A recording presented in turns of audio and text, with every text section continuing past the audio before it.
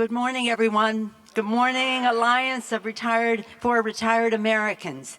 It is my honor to bring greetings from our colleagues in the Congress of the United States. Greetings and thanks to all of you for what you do to keep America strong. In this week after the 4th of July, as we still are in the afterglow of the greatness of our founders, establishing a country based on the principle of life, liberty, and the pursuit of happiness, I thank you for your patriotism, for making that vision of our founders a reality for so many people in our country. I'm very honored by the very generous remarks that Rich introduced me with. Thank you very much, Rich, for your leadership, for your kind words, but especially for your leadership as Executive Director of the Alliance for Retired Americans. Joetta Brown, Nan Brasmer, Mark Diemenstein, and Heen Kelly, Californians and San Franciscans are here, I know. Welcome, welcome. And I'm so happy that you will be greeting my colleague, Congressman Ruben Gallego, later. A new generation of leadership in the Congress committed to the values and the agenda of the Alliance for Retired Americans. I'm so sorry that Barbara Easterling could not be here today, but I thank her for her leadership and for her friendship as well. So here we are. Let's just place ourselves in time. We're in this year, we're 50 years ago, under the leadership of Democrats in the Congress, and especially President Lyndon Johnson, so many important initiatives were put forth, turned into law, translating into a better life for the American people.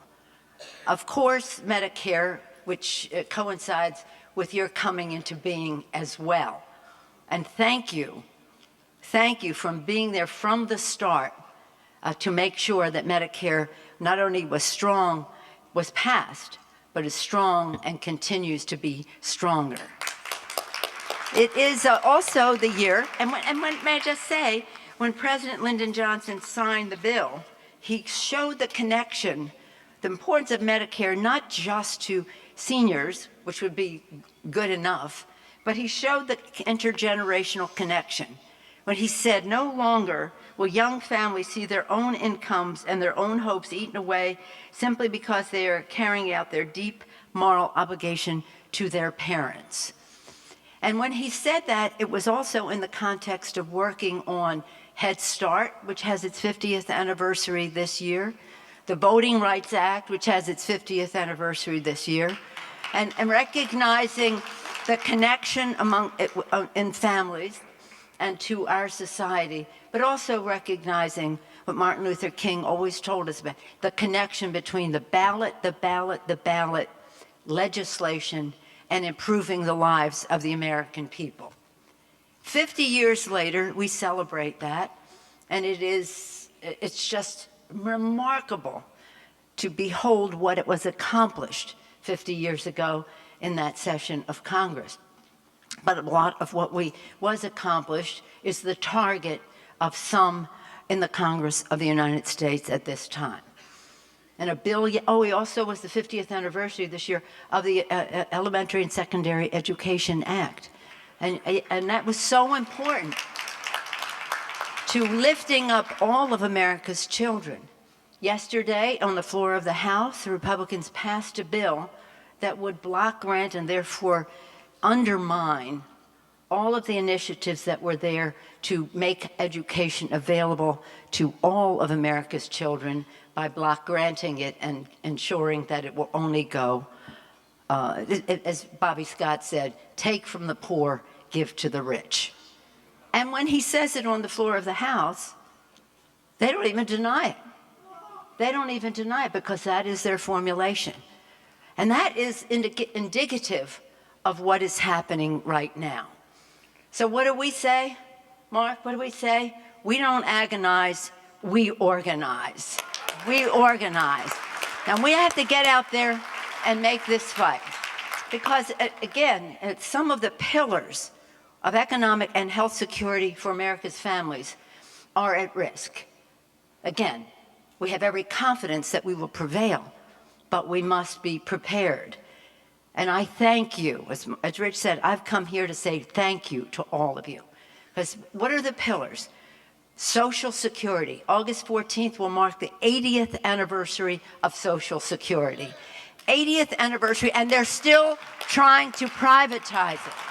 They're still trying to undermine that pillar of economic security. 50th anniversary of Medicare, Medicaid, and they're still trying to undermine it, and all the other things. The Voting Rights Act, the court made a really bad decision a couple of years ago, and they still will not allow us to correct it.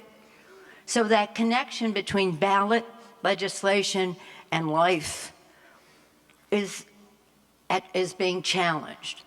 Is being challenged.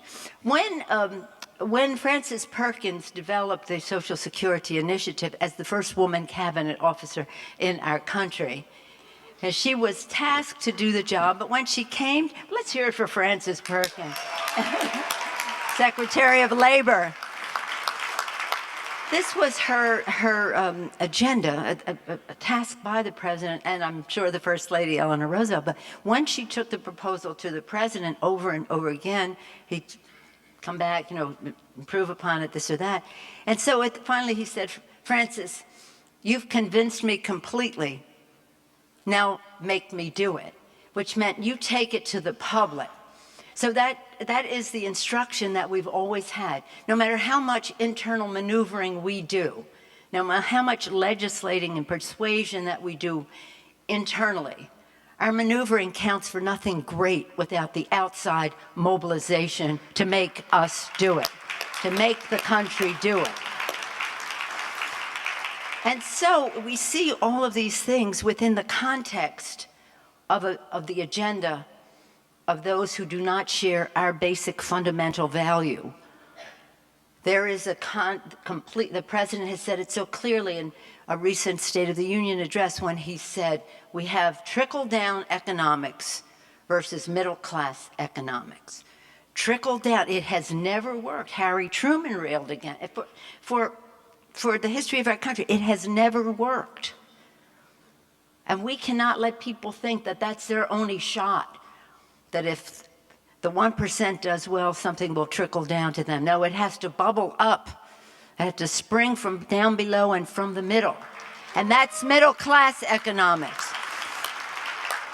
And by the way, when we're talking about bigger paychecks for American workers, we have to also apply that standard to any trade agreements that we enter into.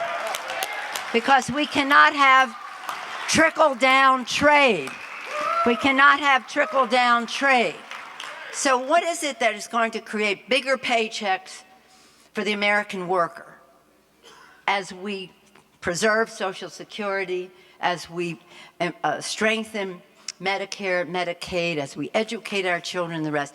We must have an economy that recognizes the only way we're going to have a successful economy, a true turnaround in the economy, is if we have bigger paychecks for the middle class in our country and all who aspire to the middle class.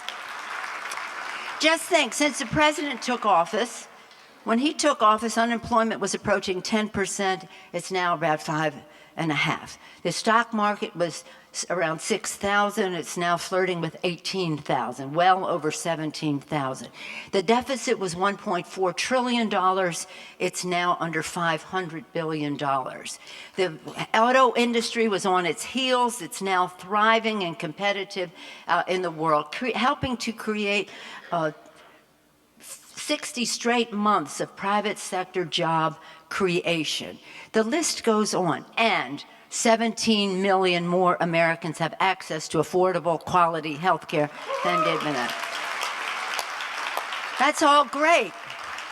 That is all great, but it has not sufficiently hit home, because you have to recognize that when we say middle-class economics and bigger paychecks, it is with recognizing the reality that you cannot turn around the economy. It's a consumer economy. And you cannot have consumer confidence unless you have bigger paychecks with disposable incomes for people to take care of their families, educate their children, provide for their retirement, and the rest. I want to thank especially our friends in organized labor who were here. Thank you, Mark, and others, because in all of these issues, you have been there. You have been there. As you have probably heard, and some of you have participated over time, we have an agenda: when women succeed, America succeeds. And that agenda talks about equal pay for equal work. Who has done more for that than the labor movement in our country? It talks about raising the minimum wage.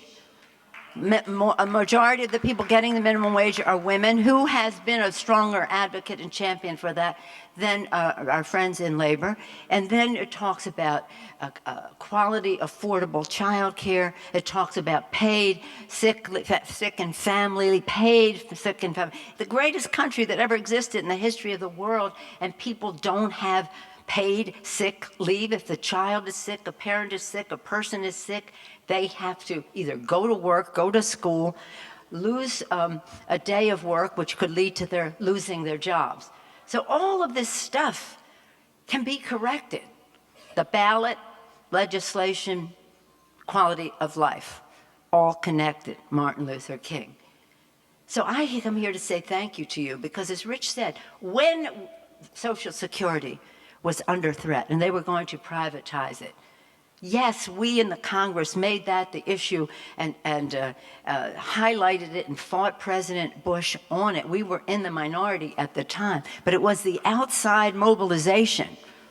I said to the president once, I understand you're going to, I don't know, it was 12 cities in 12 days or something. I said, you know, I wish you'd go to 24 cities in 24 days, because when you go there, you will get the biggest welcome.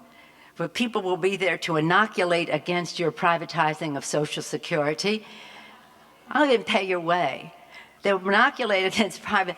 People will there already telling people why this is bad. That they will, again, correct the record when you leave. So the more places you go, the better our organizing can be around this issue. This was a transformational occasion, because they were, building up steam on this idea that we'd go from a guarantee to a roll of the dice in a casino for certainty for our seniors. So thank you for that. Thank you for that. And thank you for helping us in the fight on Medicare. Not helping us, all of us working together. I was pleased to be working with the Speaker on the SGR fix, so that now we have that off the table, and that we can talk about other initiatives that we want to do for economic and health security for America's families. And the Affordable Care Act is one of the initiatives that, thank God, the court on a second said, well, I never had any problem. I thought the court, we knew when we wrote the bill it was ironclad constitutionally. They shouldn't have been taking it up. But they did, and you never know how a court will go. But I felt pretty confident about that. And that they would do it the weekend before the 4th of July, as we went into the 4th of July recess, just reinforced what I said at the beginning: life, a healthier life, liberty, the freedom to pursue your happiness, not being job locked or not being policy bound, but to be free, have the liberty to pursue your aspirations, and to do so in a way that was accessible, affordable, quality, and the rest. This was transformational, and it stands there as a pillar with Social Security, Medicare, Medicaid, affordable health care for economic and health security for America's families. So here they are, in power, majorities in both houses. Thank God we have the White House, and we must continue to have the White House. That's really important. It's absolutely essential. But as I say, for all of us who are excited about one candidacy or another, whoever he or she may be, she may be who becomes president of the United States, however it works. But we have a great field of candidates putting themselves out there. But nonetheless, suppose we do have the first woman president of the United States. Wouldn't we, and by the way, one of the most prepared people to enter the White House, with all due respect to present company, her husband and everybody else. This is a person with great experience. But anyway, wouldn't we want her to succeed by having a cooperative Congress, a respectful Congress, a respectful Congress? So again, as we go forward, we have to recognize challenges that are ahead, how many more people are entering the ages of retirement, what that means for Social Security, how we allocate, invest in keeping Social Security strong, Medicare there and solvent for years to come. We have to work together to make sure, that word sure, that this all is there for America's families. And I'm telling you, the ballot box is the place. Now, it doesn't mean, although that's what I would prefer, that we elect a Democratic Congress. But that would ensure that that would be there. But it means that in these campaigns, that anybody running for anything knows that these fundamental pillars cannot be undermined. And don't assume anything that they must realize that. We have to drive it home. And the sad fact is that only a third of the electorate voted in the last election.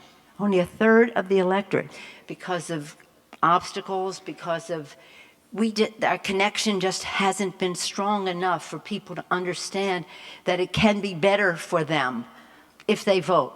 Because frankly, if you don't vote, you don't count in the minds of some people.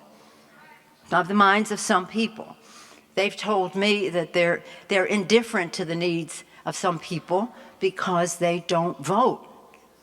So we want to remove all doubt in anybody's mind that the electorate is well aware of what the choices are in the election. And whether it's a Democrat or a Republican or a decline to state, as we say in California, whatever appellation people give themselves, however they participate, that they understand, don't go near undermining Medicare, Social Security. Now understand, we have a big all right. We have a big philosophical difference. And the American people have to have the confidence that they are right, that this is not just good for them personally and for their families, but it's important for our country to be number one. We want to be number one by investing in education, by having bigger paychecks for America's workers in our country, so essential. There is not any other indicator. And I mentioned all the successes that President Obama, working with the Democrats in the first 2 terms, reversed what happened on Wall Street and the rest of that. But they want to go back to that place. They want to unravel affordable health care. They want to unravel Dodd-Frank. They want to unravel the Consumer Protection Agency. They want to take us back to trickle-down economics. It's a threat to our democracy because it's about big money, dark, unidentified money, suffocating the airwaves, so that the message can't come through. And the more they discourage people from voting because you say a pox on both your houses, all this campaign stuff, then that's a triumph for them. They may have the money, we'll have some, but we have the American people. We have their values that we are there to protect. We have people who will go door to door to door to door to honor, again, coming back to the 4th of July, our founders. They established a government of the many, not a government of the money. That's not what a democracy is. That's not what a democracy is.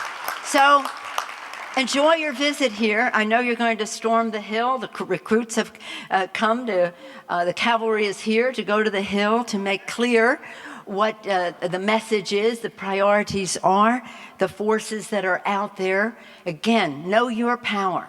Without your mobilization, our maneuvering can't really produce the desired effect. which is the best possible, what we want, the desired effect being the best possible opportunities for America's working families. And remembering the economy, no matter what they tell you about Wall Street indicators, this indicator, that indicator, and the rest, the only indicator that matters is, does America's middle class have purchasing power to be a strong consumer economy? So again, it's about us personally and our aspirations, but it's also about keeping America number one. Thank you for the role that you all play. American Alliance for Retired Americans, for America's retired Americans, but also for their families and for our country. I wish you much success in your deliberations and your visits to Capitol Hill. I say thank you on behalf of not only the members of Congress, but my constituents and all who care about a strong America with respect for those who help build America, our retired Americans. Thank you all very much.